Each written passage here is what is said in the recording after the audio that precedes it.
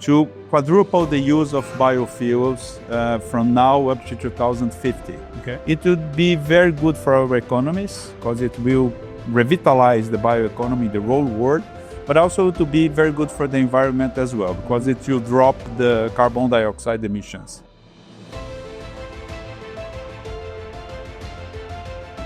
Ambassador Franco, it's a pleasure to speak with you and to meet you for the very first time. Thank you very much. Why don't you give us a very brief introduction to yourself? Look, thank you so very much. I'm the Brazilian ambassador to Canada since October 2023.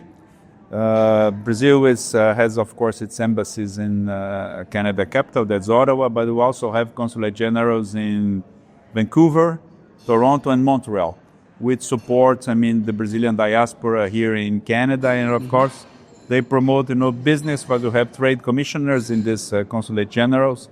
And as well, we have cultural attachés. So we are here not only, let's say, to do the political relationship with Canada, the bilateral relationship between Brazil and Canada, but also, let's say, to provide, the Brazilian diaspora, the services from the Brazilian government to support this community here. And of course, to support, the bilateral trade between and the cultural, exchange between the two countries. That's great. So Brazil hosts COP30 this year. What is the single most important message you would like to share with Canada and with the world since you have that platform? Thank you. Look, it's very unique to have the COP30 in Brazil, in the city of Belem, in the heart of the Amazon region. I guess it's the first time one of these UN FCCC conferences are held in so special biome that is the Amazon. And the most significant message I think we can give at this moment is that for the first time, since among the history of the COPs, that it's a landmark that will allow developing and developed countries to fund the tropical forests. So there's a Tropical Forest Forever Fund, which means that will give the population in the world, not only Brazil, but Indonesia and, of course, other parts of the world, we have tropical forests, the means to preserve the forest and making a living at the same time through bioeconomy. So that's, I think, it's a very important landmark.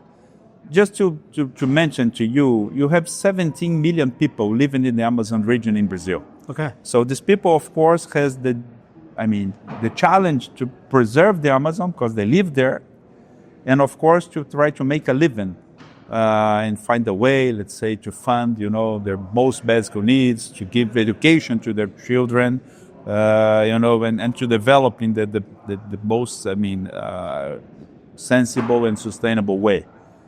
So I think that is the message, You have the forest, you have the biome, but you have people who have to resort to the forest in the most sustainable way. To bring us back to Canada and Ottawa, where we are right now, and this conference, what is your impression of the kind of conversation you're seeing here? Did you learn anything that you didn't know? Look, a lot. I learned a lot. I think that the innovation, the research and development, but especially the innovation space here in Canada, I call it exuberant. Okay. Canadians know how to transform good ideas into money. I think that is something that we can learn from you. The whole world can learn from the Canadians. Okay. For sure. That's good to hear. And of course, Brazil is also a leader of the biofuel space and sustainable fuels. You want to 4X, you have this, you mentioned Belem, the city of Belem, so you have this Belem 4X strategy. Tell us a bit more and what opportunities does that create for collaboration? Look, Brazil pioneered the biofuels in 1975 when we launched our program for ethanol to use it in car engines.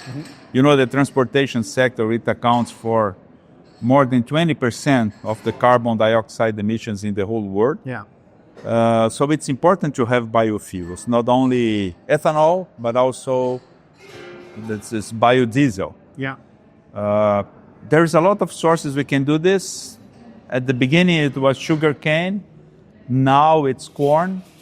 We have also, wood and have biomass. So that's a lot of array of the technology today makes it possible for us to go and to let's say, to use these most sustainable fuels instead of only hydrocarbons. The International Agency of Energy, 2 days ago, they launched this World Energy Outlook. And they call the time that we're living in the era of electricity. Okay. So, of course, we are in a process of energy transitions, and biofuels and advanced sustainable aviation fuels, for example, that we're discussing here today, are very important in this process. So I think that, of course, Brazil is pioneering this process, but we have a lot that Canada is doing here as well, in British Columbia, in Ontario, in other provinces. And of course, I think it's an effort that should be global. So that's why during the COP30, Brazil launched this initiative that it's called the Belem 4 times Pledge Initiative. Okay.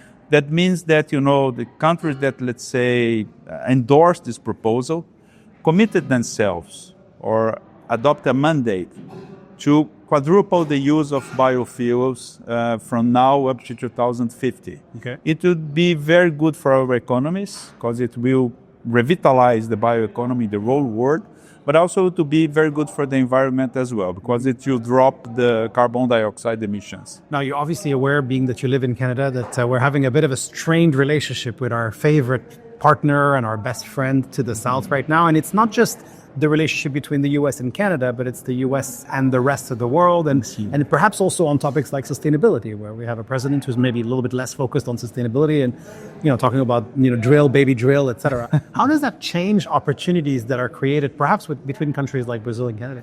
Look, I think that, the dilemma we have now is that, of course, we are in the era of electricity. Okay. But we have to resort to hydrocarbons now so we can, let's say, make the money we need to do the energy transition. Because, new sources of energy, they are, let's say, more expensive at the beginning in their process. Then they become, let's say, more available and, of course, less expensive. Which is where we are now. That's, let's say, when you're thinking about innovation, and that's about it. Of course, sometimes you have some kind of geopolitical snags, some discussions, but the role of diplomacy, I guess, is to streamline the conversations. Okay. To find convergences, between, different positions, Like a marriage counselor. I would say so, somehow. And let's say, it's not, let's say, to point, to someone that says, this is the culpable, but just to find a solution. So I think that's common interest. That's the way that the diplomats are paid for. And I think there's a lot of people now, not only in Canada, in the United States, in Brazil. The Brazilian foreign minister visited Washington 2 days ago. Very nice conversations on trade talks. Of course, when I mean negotiations, is that you have to have commitments, you have to find common ground. How do you define the bioeconomy opportunity, just in general, for the world? Because it's not for Brazil and Canada alone, of course. It's about our planet. So what is the bioeconomy vision? All about the future. The future should be more sustainable. It needs to be more sustainable if you are to have life on Earth as we like it. Without the climate change, without having concerns about how our children and grandchildren will live here. I find that bioeconomy can be not only sustainable and vital for our existence here on Earth, but it can be very profitable as well. Right. It's a great space for innovation. You think about the first generation ethanol and the second generation, the third generation ethanol now that we are just producing not more for plants, but for biomass, for bagasse, for straw. It's fantastic, And it's, let's say, a very positive way for us in the industry, let's say, to make old technologies renewed. Think about, aviation that has a carbon footprint that is so high. Yeah. But it can be user-friendly or, let's say, ecologically friendly when you think about that you can fuel our airplanes with sustainable aviation fuels, for example. So I think this is a space that can be life better in the world. And, of course, it can be profitable as well. Wonderful. Obrigado. De nada. Real pleasure to speak with you. Thank you very much.